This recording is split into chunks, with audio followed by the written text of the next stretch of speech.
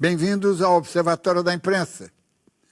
A Comissão da Verdade precisa ir mais fundo e mais depressa. As Forças Armadas precisam reconhecer os seus erros. Não adianta esconder. Houve torturas e mortes nos quartéis. Quanto mais demora o pedido de desculpas, mais difícil será a reconciliação. Quem faz essas afirmações não é um militante revolucionário, nem um guerrilheiro, é um matador arrependido que esteve a serviço da ditadura durante quase 2 décadas. Ele executou gente, depois planejou atentados, falsos confrontos, assassinatos. É dele a ideia de incinerar cadáveres de vítimas das torturas em fornos de uma usina de açúcar. Liquidou pessoalmente colegas que não respeitaram o código de ética da delinquência a serviço do Estado. Queimou arquivos, alguns deles com prazer. Seu nome, Cláudio Guerra, delegado do DOPS no Espírito Santo, convocado pelo Serviço Nacional de Informações, o funesto SNI, o monstro, como o definiu seu próprio criador. Cláudio Guerra hoje é pastor evangélico. Já falou ao Observatório da Imprensa em junho de 2012. Quer falar de novo. Está com pressa. Não porque esteja com medo de ser queimado, mas porque sabe que a Comissão da Verdade tem um prazo fatal, dezembro de 2014. Quando o Observatório da Imprensa o ouviu pela primeira vez, desfiando os crimes que cometeu, logo nos ocorreu o conceito da banalidade do mal, criado por Hannah Arendt. Agora, ao ouvir sua exortação calma, serena, nos ocorre que a banalidade do mal só pode ser enfrentada com a simplicidade do bem.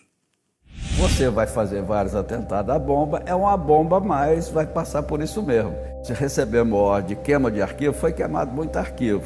Ali na usina, que eu sei, foram 12, com mais o tenente Odilon, que eu executei no local. Eu meti a mão, ele também meteu. Eu estava com 38, ele estava com a 45. Quando eu meti a mão, eu atirei primeiro. O tiro pegou debaixo do nariz dele aqui. Ele levantou ainda sacando. Aí o Vavá e os outros, dá outro, que ele tá coisa. Aí eu passei por trás e dei um na cabeça.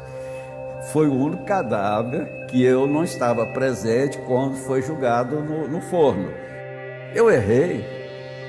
Forças Armadas também errou. Chega lá, erramos lá no passado.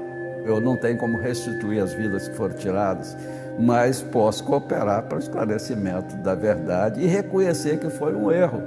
Eu estou fazendo minha parte. Se as outras pessoas não fizeram dela, é problema de cada um, né? Delegado, a sua atividade, vamos dizer, política, de repressão política, começou ainda como escrivão, como escrivão, não é? Oficial de Justiça. Eu morava no interior de Minas, na comarca de Mantena, né? Eu era oficial de Justiça. E devido a uma reintegração de posse que vamos fazer, eu criei ali uma inimizade com o fazendeiro, né, que achou que eu estava perseguindo, estava sendo prejudicado pela ação e eu estava ali apenas cumprindo uma determinação judicial. Mas ele mandou que tirasse a minha vida, e tirou a vida de um primo meu que era muito parecido comigo. E daí eu queria, né, era jovem, tinha saído recentemente do exército e tal, fui na cabeça que ia vingar a morte do meu primo. Daí teve uma fuga nesse presídio lá de Mantena, de um pistoleiro. Aí ele me chamou, estava a equipe do coronel Pedro, então capitão Pedro, era o sargento Vladimir, conhecido como Mirinho, o feio e o alemão. Aí eu, em companhia deles, né, saímos na captura do fugitivo. E o PM que teria matado meu primo estava na diligência. Aí morreu o PM e morreu o bandido. Eu, naquela época, Dino, eu achei que tinha recebido um favor enorme, né? E, na realidade, ali era o começo da minha caminhada na violência e do errado, né? Porque aquele favor que eu achei que tinham me feito ali, mas não demorou muito tempo, veio a cobrança. Porque o capitão Pedro era o chefe de captura de Minas Gerais, recebeu ordem do governador de Minas, da época, de erradicar a pistolagem que tinha na região contestada, Minas e Espírito Santo, que havia duas jurisdições. Isso possibilitava a criminalidade, né? E aí veio a cobrança.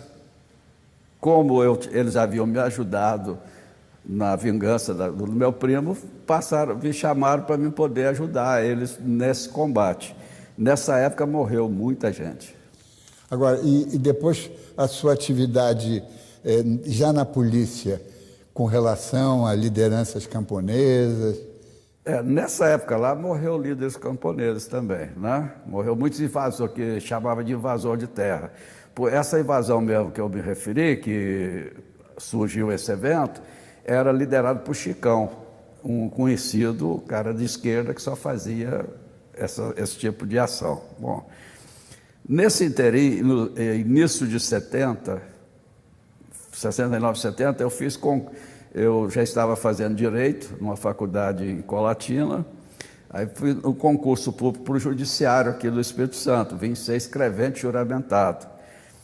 Fui assediado por um promotor de justiça, que era irmão do Davi Queiroz, o subsecretário Adélio Queiroz, pessoas de extrema direita, e disse o seguinte: ô Guerra, você faz o concurso na polícia que você não vai trabalhar, você vai ficar comigo no escritório. Aí, como que foi a minha ida para a repressão em si, o combate à repressão? Foi criada uma delegacia, nessa época, eu estava como delegado distrital. Aí, a estratégia dos órgãos de informação foi feita uma experiência no Paraná e aqui no Espírito Santo. Criaram uma delegacia chamada Crimes contra a Administração Pública e Economia Popular, só que era de Araque. Era para fazer uma delegacia política, porque o DOPS estava visado. Bom, essa delegacia foi criada, eu que fui o primeiro titular dela, e comecei a fazer um trabalho, sobressair, né? No sobressair, imprensa divulgando, aquele negócio todo, o procurador da República, que já ia me visitar, me falou: Guerra, eu queria que você fosse da Procuradoria, que tem 2 oficiais que querem te conhecer. Eu, né, cheio de vaidades, na época, fui lá conhecer, né? Era o coronel Fred Perdigão e o comandante Vieira. Aí, dali, né, ambos do Exército. Só o coronel Fred Perdigão, o comandante Vieira era do Senemar, Marinha, né? E como que foi? Aí eu cheguei lá, eles começaram a mexer com o meu patriotismo, né? Olha, Guerra, você sabe que nós estamos, o país está numa emergência, nós estamos combatendo o comunismo, nosso país está sendo invadido, né? E Cuba está injetando, a história que... E aquilo mexia muito comigo, porque além de eu ter recebido uma doutrina de direita, né? Porque servi o Exército Brasileiro, vim de Minas Gerais, que é o estado que também, pela tradição também, que é um estado de direita, né? E com a morte do meu primo, eu passei a ter mais raiva da esquerda ainda, né? Do comunista. Quando eles me falaram que precisavam de mim, eu fiquei cheio de gás, né? Vaidade, né? E ele falou: olha, nós precisamos de você na parte operacional. Então, o que era? Eles queriam pegar a minha experiência de ter participado da execução de pessoas lá para executar pessoas que eles queriam que executasse, que o governo queria, né? Aí eu recebi as missões. As primeiras missões foi para ir a São Paulo, né? Onde, durante as missões que eu fiz lá, foram executadas 3 pessoas, né? Lá em São Paulo. Mas como é que era essa execução? Eram enfrentamentos? Olha, nós entendíamos, quando nós recebíamos a missão, até nós éramos enganados. A gente recebia a missão como se fosse um enfrentamento. Só que chegavam lá, era um circo que tinha sido montado por eles. Eles, os militares. Os doicode. Lá em São Paulo já era montado lá pelo Fleury e pelo o coronel, que hoje diz que nunca foi torturado ninguém lá, e todo mundo sabe que foi torturado e que morreram gente lá, né? Eles montavam um cenário que você chegava e também a pessoa que ia nos levar até o local já ia nos colocando receio, né? Olha, chegar lá vocês não podem dar chance, que são de alta periculosidade, são guerrilheiros que vieram de treinamento de Cuba, né? Vocês têm que chegar fazendo. Então era essa ação que acontecia. Foi na Angélica, perto de um ponto de ônibus, né? Eu não sabia o nome, eu dei o nome no livro, porque com as deduções dos escritores e tal, chegamos que eram aquelas pessoas, né? E 2 lá num lago, eu esqueci o nome do lago agora, mas no livro tem relatando. E no Rio, né, teve mais uma execução também, né? E em Recife, até que lá no Recife havia muita contradição, um jornal lá da esquerda dizendo, eu não lembro qual partido, mas era o partido da esquerda, dizendo que eu estava mentindo, né? Mas aí a comissão me chamou lá, eu fui até lá, saí de lá elogiado, porque esclarecia um fato que estava obscuro, que era a eliminação do líder camponês que gozava de muito prestígio lá na região. Foi esclarecido, eles mandaram até um ofício agradecendo, né? Então, essa aí foi a parte de execuções. Nesse período, o coronel Perdigão, que eu conhecia, e a minha família o conhecia como Dr. Flávio, né? Todos os meus filhos conheceram ele, né? Minha esposa, todos conheceram ele. Ele passou a ter uma amizade mais estreita. Então, eu subi de cargo ali dentro, né? Eu passei de executor, eu passei a ser estrategista, né? Eu passei a coordenar já atentados, mas aí eu já não era o executor mais, eu determinava e ia acompanhando, né, alguns atentados com explosivo, igual foi o Estadão de São Paulo, já nos anos 80, o jornal A Tribuna aqui, o Jornal da Cidade, uma lancha, né?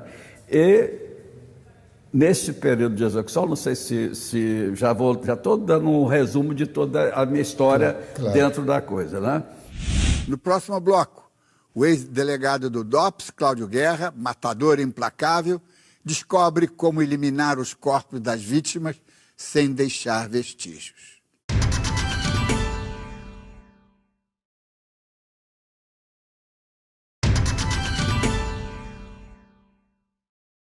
O Observatório da Imprensa está de volta com uma entrevista especial com o ex-delegado Cláudio Guerra, que serviu à ditadura militar no combate aos adversários do regime. Os órgãos de informação em si estavam já havendo uma preocupação por causa da cobrança do governo americano e da imprensa local do país aqui também sobre os desaparecimentos, tortura, já estava um combate muito grande, né? Aí o que numa das reuniões, eu dei uma ideia. Qual que era o mecanismo que ele usava, né?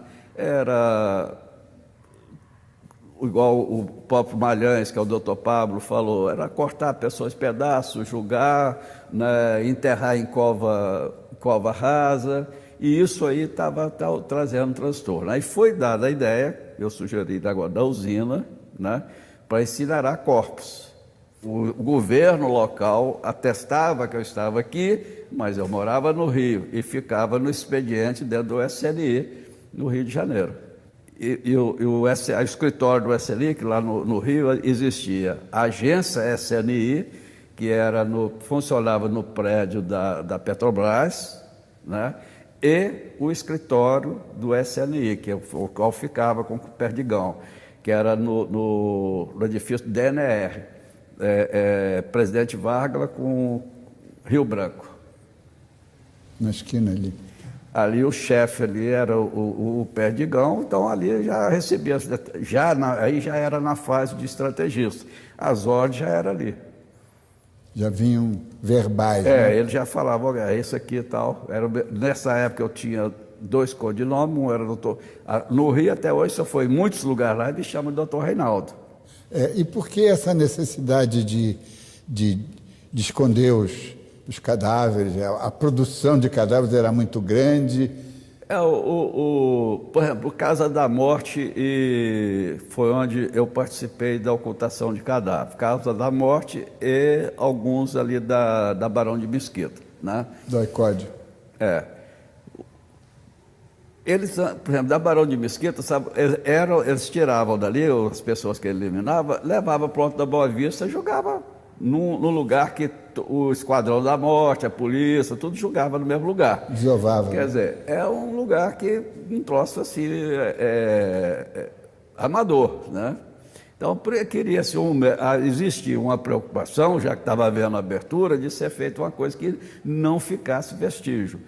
Hoje, por que está se sabendo a verdade? Porque eu hoje sirvo a um Deus, né? E passei a ter uma mentalidade, renasci de novo, né? Aquela mentalidade tacanha que eu levaria para o túmulo, que eu sei, eu deixei de lado. E eu não tenho isso na minha vida hoje como eu tivesse traído ninguém.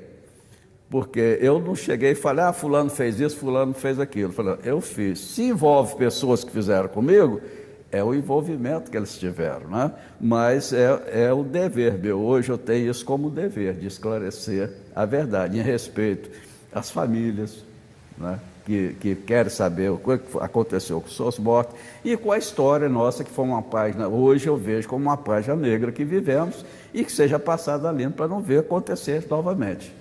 Agora, por exemplo, no caso de ocultação de cadáveres, vocês sabiam quem eram essas pessoas? Eu não sabia, não estou me exibindo de culpa não, tá? Eu não sabia. Alguns eu fiquei sabendo. Por exemplo, o Coronel Cerveira. Eu fiquei sabendo porque no dia o Coronel Fred Perdigão falou, isso aí é um melancia, usou palavrão, né, que é verde por fora, que era do Exército, e vermelho por dentro, e levou. Esse eu sabia, né? E um casal também que chamou a atenção, que foi um casal que eu levei de vez, que é a Ana Kuciski e o marido, né? Porque aconteceu também no caminho, o meu carro pegou fogo, né? E aquilo também marcou. São 3 pessoas que eu tinha certeza, né? Os demais, saber nome, eu só vim saber quando foi escrever o livro, porque aí pelas datas e os aspectos físicos que eu lembrava da pessoa, e chegou à conclusão que são aquelas pessoas, né? Mas eu não sabia nome, porque eu não tinha nenhum contato. Na Casa da Morte, eu chegava de carro, estacionava, como é que era feito o contato? O Coronel Perdigão falava, dia tal, você vai lá que amanhã chegava, porque tinha contato todo dia, né? Você vai apanhar tantas horas, geralmente era à noite, né? Aí quando eu estava aproximando, por HT rádio, falava, estou chegando. Aí eles já estavam preparados. Eu não entrava lá dentro, porque era muito compartimentada a informação. É tanto que o Pablo Malhães, ele, com uma entrevista que ele deu para o jornal Globo ano passado, ele diz o seguinte, que lá tinha duas equipes, a equipe dele e a equipe do Coronel Perdigão, do qual fazia parte um delegado capixaba. Então, é o que ele sabia. Ele me conhecia, Malhães, me conhecia porque eu ia no escritório, na agência do SNI. A identificação daqueles 10, 12 que foram eliminados. 12, né? 12. Ali na usina, que eu sei, foram 12, com mais o tenente Odilon, que eu executei no local, 11 e pouca do dia, entre 11 e pouca meio-dia, né? Até eu mostrei para a Procuradoria agora recente, nós vamos fazer uma reconstituição lá do local, como que foi a aceleração. Eu falei, olha, porque muita gente que quer assim, as pessoas que querem se defender, que não foi, que não era possível, né? Eu tive lá agora mostrando e provando, né, o que aconteceu. O tenente Odilon, nós recebemos ordem de queima de arquivo, foi queimado muito arquivo, quando estava para fechar as portas, né? Eu recebi ordem de executá-lo. E em Campos... Esse tenente era do Exército? Era tenente do Exército. Ele foi mandado aqui para o Espírito Santo para ficar na minha equipe, ele era perito explosivo, e várias dessas ações que eu me referi, ele que era o perito no explosivo junto comigo, né? Então, no fechar das portas, nessa execução dele, eu executei ele com 2 tiros de 38, meio-dia, você vai ver a casa onde eu executei, que era a casa do filho do dono da usina, chamado João Lisandro, casa de parada de meia, casa aqui, 2 tiros de 38, tira a poltrona que ele estava sentado, né, ficou cheia de sangue, queimamos ela ali no quintal. Eu tinha que viajar, eu tinha que ir para o Rio, deixei o corpo ali com o João e com o Vavá, que está vivo. O João morreu de morte natural, mas o Vavá está vivo. Até hoje... E ele depois na comissão da verdade? Até hoje eu venho falando, eu quero uma cariação com o Vavá, porque primeiro ele disse que não me conhecia. O delegado da Federal, habilmente, o doutor Cândido, no Skype, ligou para conversar comigo, e ele na sala. Aí quando ele me viu pelo Skype, ô doutor Guerra, quer dizer, caiu a casa, quer dizer, me conheceu. Então, mas ele nega, igual todos estão negando. A ordem para queimar esse arquivo, esse tenente, como é que foi? O tenente Odilon, ele era uma pessoa operacional, tinha uma grande capacidade operacional, só que ele estava, naquela época, já usando a capacidade dele para usufruir vantagens particulares, e o SNI não permitia isso. Outras pessoas que foram também queima de arquivo, viram que eram pessoas perigosas que iam causar problema para o sistema depois. Quer dizer, então, eles lhe convenceram de que era justa essa execução. E no caso meu particular também, né? Eu não posso esconder as verdades, né?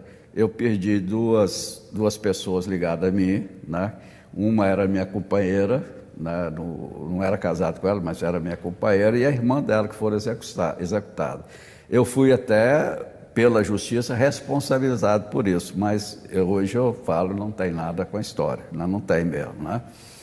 E ele era um dos suspeitos de ter sido executor, porque a perícia daqui mostrava que o carro estava parado, então ela parou para alguém conhecido.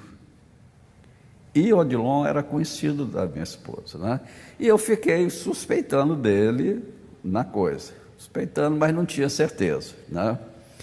Nesse dia lá em Campos, ele não ia ser executado naquela hora ali, porque era uma hora temerária, era meio-dia, o povo passando todo mundo para lá e para cá. O Vavá, que está vivo, e o cabo Polvorelli, que se fazia presente também, né? E mais o João, que é falecido, né? Estavam lá. O Vavá estava cozinhando um frango a molho pardo, porque eu gostava e também o Odilon gostava. Eu fui na cozinha ver se estava pronto. Quando eu voltei, quando eu passei por ele falou assim: Cláudio, você está esquisito comigo, cara? O que é que está vendo? É por causa daquela... Quando ele falou ele ia falar vagabunda, né? Eu meti a mão, ele também meteu. Eu estava com 38, ele estava com a 45. Quando eu meti a mão, eu atirei primeiro. O tiro pegou debaixo do nariz dele aqui. Ele levantou ainda sacando. Aí o Vavá e os outros, dá outro, que outra coisa. Aí eu passei por trás e dei um na cabeça. Né? Foi ali, quer dizer, hoje eu confesso que a única, assim, eu recebi a ordem, era uma ordem, mas era uma ordem que eu estava executando na época com prazer. Com prazer. Né? Porque na minha cabeça, eu estaria vingando também a minha companheira. Certo? E aí o cadáver dele também foi incinerado. É o que eu falei, que eu expliquei para o procurador lá. foi o único cadáver que eu não estava presente quando foi julgado no forno. O que me preocupa, eu preocupa não, eu estou fazendo minha parte. Se as outras pessoas não fizerem dela, é problema de cada um, né? Olha, baseado no que eu vim falando, foi esclarecido o caso Rio Centro, que várias vezes se investigou e deturpava, não chegava. Chegou, eu estou responsabilizado, eu e mais alguns coronéis do Exército, né? O coronel Newton Cruz, o capitão à época que estava junto com o Rosário, né? Então, nós estamos todos processados. Então, produziu efeito. No caso da Zuzu Anjo, que no livro eu narro que o coronel Perdigão tinha uma grande preocupação porque ele foi fotografado na época lá. No acidente. No lugar do acidente, entre aspas, né? Bom, eu falei isso no livro e vim falando. Tem uma fotografia que se me mostrar eu reconheço. Aí quando eu recebi as fotos, né, que foi entregue por várias pessoas diferentes, né, várias fotos, né, eu apontei que era aquela ali. Aí quando eu mostrei lá na Comissão Nacional, aí foi divulgado nacionalmente, aí surgiu coisa. Mas mesmo assim tem pessoas que, esse não é ele. O Malhães tinha dito que aquele não era ele, mas aqui, por exemplo, tem um colega de vocês da imprensa que conviveu com ele na época da campanha do Camilo Collor, aqui, o Perdigão era ligado ao Camilo, né? O Camilo era um arrecadador de dinheiro para coisa aqui, né? Arrecadador para a repressão. Para a repressão, né? E esse jornalista, que é o Rubens, esqueci o nome dele, eu chamo ele de Rubim, mas ele foi chefe da Tribuna, redator-chefe da Tribuna. Essa foto foi mostrada para ele. Ele não teve dúvida, isso aqui é o Perdigão. Então, você vê que no trabalho que nós vemos fazendo, foi esclarecido o Rio Centro, que já estamos com pessoas, e o caso da Zuzu Anjo, que era tudo assim, havia suspeita, mas não tinha prova. E eu mostrei uma prova, que é uma fotografia, colocando... Agora, qual foi a lógica de eliminar ela? Ela estava incomodando? Ela estava incomodando. Ela incomodava. Com as buscas dela, ela estava tornando... Sim, mas a morte dela, assim, num acidente muito estranho, mas ali foi, você vê que ninguém suspeitou à época. Depois da abertura, que veio as histórias, que veio a suspeita. Na época, acidente. É tanto que não teve nenhum inquérito. Até agora, não se abriu um inquérito policial para poder provar que a morte dela foi isso. Se você pegar uma fotografia do acidente, só vai ver o carro. Mas olha bem, a lógica, se eu bato desse lado, eu vou estar amassado desse lado, para capotar. Só vai ver que tem um maçado do lado esquerdo do carro, quer dizer, é o carro que bateu, que jogou ela lá para baixo. A perícia não foi feita. Tem agora 2 peritos lá que está trabalhando na Comissão Nacional, expliquei isso para eles. A própria comissão tem perito trabalhando com ela, mandar fazer uma perícia. Daqui a pouco, como os órgãos da repressão radicalizam os métodos de eliminação da esquerda e intensificam os atentados.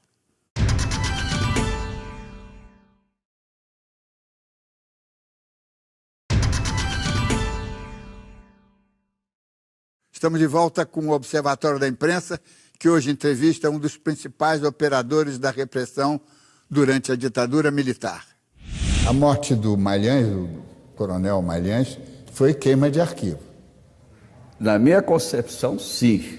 Não só dele, mas do coronel, que eu esqueci o nome, que era o chefe do DOI-CODE na época do Rio Centro, que morreu lá no Rio Grande do Sul. No Rio Grande do Sul. Mesmo modo operandi.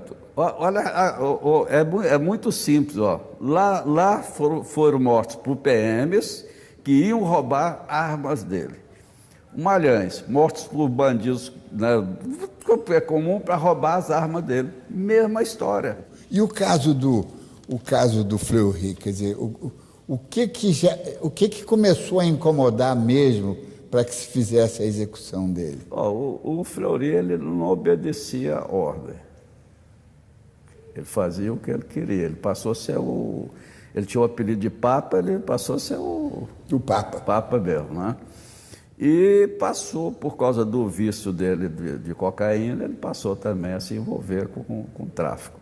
Querendo os louros, né? De quem que ia pegar o Lamarca, quem não ia. Tinha um preso, eu acho que não lembro o nome do preso japonês, não lembro, Japa, parece, que tinha sido preso pelo Fleury. O exército mandou buscá-lo. Ele não queria entregar, acabou quebrando o braço do cara, porque o cara já sofreu tortura, não ia abrir mais, né? Aí ele rompeu com o exército, passou a ter uma ligação só com o CNMar. E passou, como ele estava ligado com droga. E quando que ele foi preso, ele disse, se ele caísse, ele ia levar todo mundo com ele. Eles passaram a ver que ele não era confiável. Foi criada a Lei Fleury para tirá-lo, para poder ele não falar, né? E aí foi quando surgiu necessidade de eliminá-lo. Né? E quando é que começou a tarefa de queimar os arquivos mesmo, os papéis e ordens? Foi quando o Geisel assumiu? Foi a partir de 76. Ah, já? Então muito tarde. 76, começaram em 75, 76. Diz que era para poder ter espaço para as outras coisas. Até esse documento ali lá do arquivo, que é o material do DOPS aqui, foi para esse arquivo, né? Aí esse lá no arquivo. E foi destruído? A maioria foi. O que acontecia era o seguinte, né? Como tinha acabado a guerrilha do Araguaia, não tinha inimigo mais, né? Então fabricava, igual o Malhães e o Coronel Brantes, que está vivo, né? Acabaram com o comunismo, com o partido, acho que é o Partido Comunista da Bahia, depois fizeram uma lei no país inteiro. Então foi inventado. Né? Que o partido não pegava em arma, era contra a violência, mas era fabricado. Quer dizer, eles precisavam justificar para continuar existindo. E você vê, em 1980, quando nós fizemos uma reunião lá do Hotel Glória, que tinha representante de todos os estados brasileiros, mais de toda a América do Sul e 2 ou 3 oficiais da América do Norte, ali foi bolado um plano que o pessoal está entendendo que eu tinha falado que é a Operação Condor. Ali é uma ramificação, né? Porque foi dada a ideia ali de se praticar atentados, né? E jogar para cima da esquerda, para causar uma revolta da opinião pública para continuar o regime militar. Entendeu? Isso foi em 80? Em junho de 1980. Hotel Glória, eu tenho um jornal da época, daqui, porque lá havia, assim, a fachada era uma reunião sobre segurança pública, né? É tanto que um repórter daqui, chamado Pedro Maia, que faleceu recentemente, ele foi com a esposa, né? Eu também fui com a minha esposa, quer dizer, tinha uma cobertura, uma fachada. Só que nos bastidores que tratou foi disso. E quem presidiu essa reunião é o delegado Celso Teles, lá de São Paulo, que foi o que escreveu a ordem para não fazer a autópsia do Fleury. Quer dizer, um homem suspeito. E o Rio Centro se enquadrava dentro dessa estratégia de provocar grandes... Só que as coisas que saíram errado, né? O Rio Centro foi um desastre, né? Operacional, né? Operacional. A carta da OAB também, que causou uma comoção, não era para ser daquele jeito, né? Inclusive, a explosão que matou a secretária Lídia, parece, né?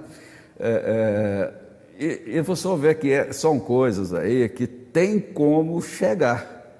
Porque a pessoa que levou a carta para ela, que era o parceiro do Rosário, está vivo. E ele falou para a Comissão da Verdade? Não. E como é que o senhor sabe que ele não falou? Porque eu acompanho os depoimentos lá da coisa, não foi depor. Não foi depor. E ela não pode, se a Comissão da Verdade não... Ela não pode ser acionada, inclusive na sua condição de testemunha? Pois é, tem esse aí, tem outras pessoas que precisam de haver diligências, né? Inclusive eu propus por escrito que eu me proponho a acompanhá-los, se quiserem, né? Até essas pessoas, né? Tem um outro também, que esse é da Casa da Morte, né? É possível se chegar até ele, né? Mas precisa de meios. E ele o quê? Ele é do Exército? Não, esse ele foi paraquedista do Exército, era PQD, entendeu? Mas, né, são fatos que precisa de interesse para poder buscar, né? Agora, por exemplo, aqui no Espírito Santo, recentemente, houve uma grande comoção, justificada, aliás, quando a Miriam Leitão, a jornalista, revelou que com 19 anos ela foi presa e torturada numa dependência militar aqui em Vila Velha, não é? Quer dizer, toda essa negativa das Forças Armadas, dizer que nas instalações militares não se fez nada ilegal, cai por terra. Não cai, não tem. Outro dia eu falei na comissão, eu repito aqui agora, o que as Forças Armadas precisavam fazer, no geral, fazer o que eu estou fazendo. Eu errei, as Forças Armadas também errou, chega lá, erramos lá no passado. Hoje, as Forças Armadas é outras Forças Armadas. Os componentes são outros. Agora, tem que, naquele passado ali, houve um erro, houve excesso. E aconteceu lá dentro, aconteceu. Tem pessoas que sobreviveram e acusando, e que foram lá, né? E tem, no caso, hoje eu confesso que peguei pessoas ali para levar para incinerar. Quer dizer, então, por que continuar negando? São fatos evidentes, comprovados, não tem por que negar. O caso do Rubens Braga, do Paiva, né? Pô, não tem. O próprio Malhães, embora ele conta um negócio aqui, depois chegou na comissão, contou outro, mas, de qualquer maneira, está evidente a participação do Exército Brasileiro, né? Então, é isso que as Forças Armadas erramos. Não erramos como um todo, errou, os membros errou, mas como pessoas, componentes das Forças Armadas, nós estamos aqui para pedir perdão à nação. Acho que esqueceu de fazer. É a lógica. Eu creio que aí acabaria até o antagonismo que tem. Quer dizer, a Comissão da Verdade poderia ter feito mais, com os indícios e as evidências. A maioria das pessoas que participaram comigo, que eu conto o caso e envolve-os, elas negam por quê? O medo de ir para a cadeia. Hoje eu não temo, porque hoje eu não temo ir, não é porque eu desisti de viver, não, pelo contrário, eu quero viver enquanto Deus permitir. É porque eu acho que o que fizemos deve que pagar. Que seja de uma maneira moral, né, que eu creio que também que não há interesse para colocar dessa turma, o mais novo sou eu, os outros têm 80 e tantos anos, quer dizer, vai ter um presídio, um asilo, não é nem um presídio, né? Então, é a realidade. As famílias recebem essas informações com um certo sangue frio, né? E a partir daí, eu não vejo da parte delas mágoas comigo, né? Porque você vê lá em Recife, os familiares ficaram agradecidos, porque souberam o que aconteceu. A mãe do Santa Cruz, ela mantinha a chave que ele levou quando saiu de casa até a data que eu estive lá. Quer dizer, acabou essa agonia para ela.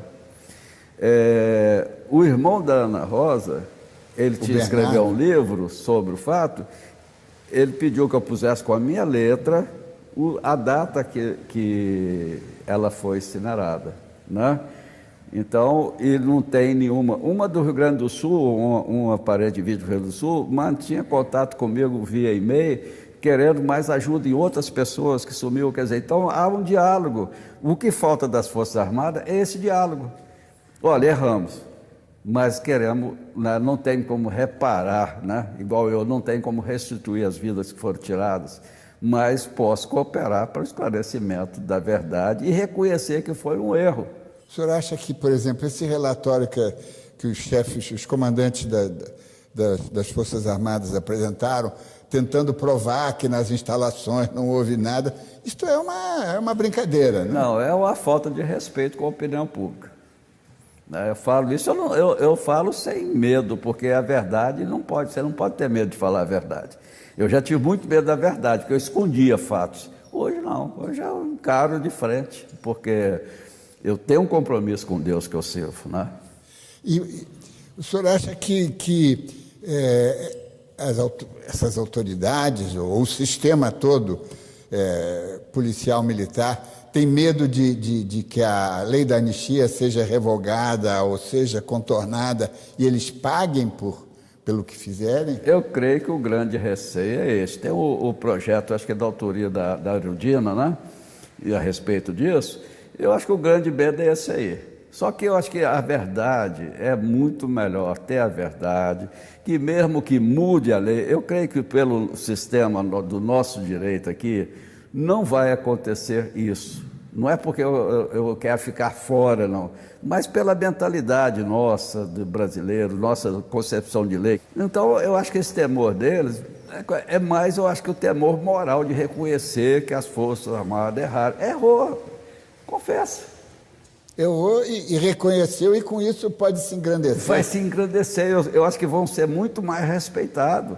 E isso aí ficou um mau exemplo, não só meu, mas de todas as Forças Armadas, porque continua a tortura em tudo quanto é lugar, continua a polícia matando mais do que nunca. E desaparecendo. E desaparecendo mais do que nunca, porque ficou um exemplo que não houve punição, não houve apuração, sequer apuração, né? Delegado, agora, por exemplo, no seu caso, houve uma prisão, uma prisão, mas pelos crimes que lhe foram imputados comuns, né, na área. É interessante, eu fui julgado por um crime comum, só que esse crime era do SNI, foi uma ordem que eu recebi dentro da Procuradoria da República, o Procurador-Geral da Abreu, que está vivo, a comissão, ninguém procurou ele até hoje. A única coisa que ele fez foi mudar da Praia do Canto para um balneário aqui, mais nada, está vivo,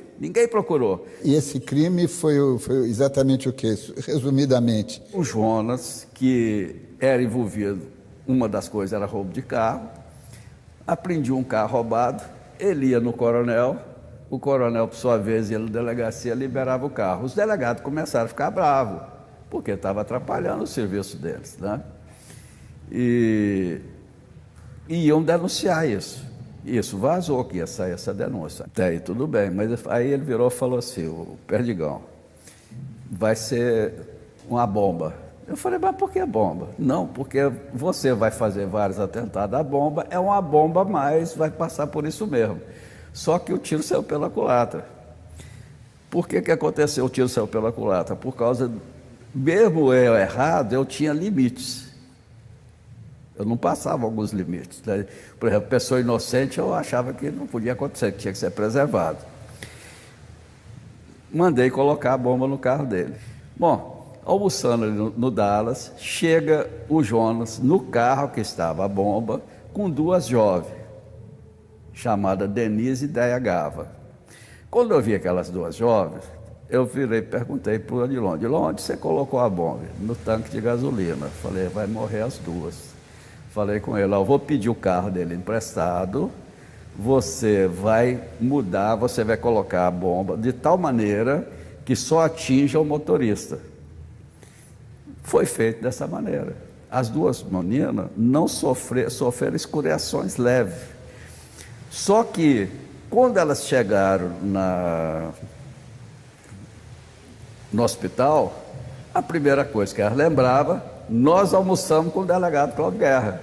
Aí a manchete no dia seguinte, meu amigo Rogério Medeiros começou, delegado Cláudio Guerra, e realmente era eu. Não que eu coloquei, mas foi descoberto por causa daquele limite que eu tinha, que inocentes não podiam morrer. E qual foi o momento momento da verdade, o estalo? A verdade. Quando eu estava lá iniciei lá no presídio, eu não concordava, eu achava que era injustiça, que eu era um policial, não podia estar misturado com bandido comum. Aí comecei a arrumar artimanha para sair. Bom, chega uma senhora com mais outras pessoas para pregar lá onde eu estava. Aí ela chegou, pediu autorização para entrar lá para cantar. Eu falei, pode entrar, né? Aí entrou, começou a falar, e ela falando, olhando para mim. Aí eu comecei a olhar para ela, porque ela está viva, a gente conta de vez em quando nos cultos, né? Idêntica à minha falecida mãe. Fisicamente era como se eu tivesse visto a minha mãe falando. Aquele dia ali, a farsa começou a cair. Desabou, né? E eu fui mudando. Não foi assim de vez, mas fui mudando. A seu ver, nas duas condições, de pessoa religiosa e de um funcionário público, a comissão, e de cidadão também, a Comissão da Verdade podia ter ido mais fundo e mais longe e mais rápido. Eu creio que sim. Hoje, eu acho que esse presidente da comissão que está lá, que é o Pedro Delari, é o mais imbuído da busca da verdade, focando uma coisa só. Porque nas outras administrações para trás, né, fez assim. Difuso. Aí não estava chegando a lugar nenhum. Não, ele está focando em umas coisas certas aqui, né? Então está conseguindo alguma coisa. Agora precisa mais. Precisa mais. Mais e mais depressa. E depressa, porque tem até dezembro, né? Quer dizer, aquele documento das Forças Armadas dizendo que nada ocorreu nas instalações militares foi um erro infantil. É uma afronta à inteligência de todo mundo, que as provas que aconteceram... A Miriam Leitão? Está toda aí. Tem a Miriam Leitão, tem muitos outros que foram torturados lá na Barão de Mesquita. Tem muitos que sobreviveram, foram torturados, dão nome de pessoas que ministrou aulas de tortura lá dentro. Tá aí. Né? Muito bem. Queria agradecer essa sua contribuição à verdade, à busca da verdade. A verdade não existe, mas a busca da verdade. A busca da verdade. E mais uma vez, espero não precisar incomodá-lo de novo, mas se for o caso, volto aqui outra vez. Tudo bem. Muito obrigado. E eu queria terminar também, pedir para registrar que o que eu faço, o que eu tenho tentando fazer, não é para vaidade própria, não é procurando holofote, é apenas cumprindo o meu dever de cristão hoje e de respeitador da lei de Deus e dos homens, em respeito à família, né? Então é isso. E também falar para você que foi a única duas entrevistas que eu dei da imprensa nacional. As outras duas que eu dei foi para o exterior. E dizer a você que aquele trabalho que foi feito aqui repercutiu, porque foi a partir daí que as comissões começaram a investigar e desenrolou alguns fatos. O pastor Cláudio Guerra não fez sermões durante o depoimento ao Observatório da Imprensa. Ele quer apenas buscar a verdade. Não tem medo da verdade, pronto a encarar a justiça. Mas desta conversa de 60 minutos, realizada no dia 3 de setembro, no município de Serra, ao lado de Vitória, Espírito Santo, ficou claro que o erro não tem limite. Erra-se um pouquinho, sempre com bons pretextos, e o erro se acrescenta, cresce, se avoluma, extrapola. O aparelho da repressão acreditava que poderia delinquir em defesa da segurança do Estado, logo descobriu que a delinquência não tem limites. O inspetor Fleury foi queimado porque não via erros no narcotráfico. Cláudio Guerra executou o tenente Odilon porque começou a matar em causa própria. O coronel do Exército Paulo Malhães, do DOI-CODE do Rio, assassinado recentemente, também esteve ligado à contravenção. O malfeito, o ilícito, a corrupção e a delinquência têm uma dinâmica que não pode ser esquecida.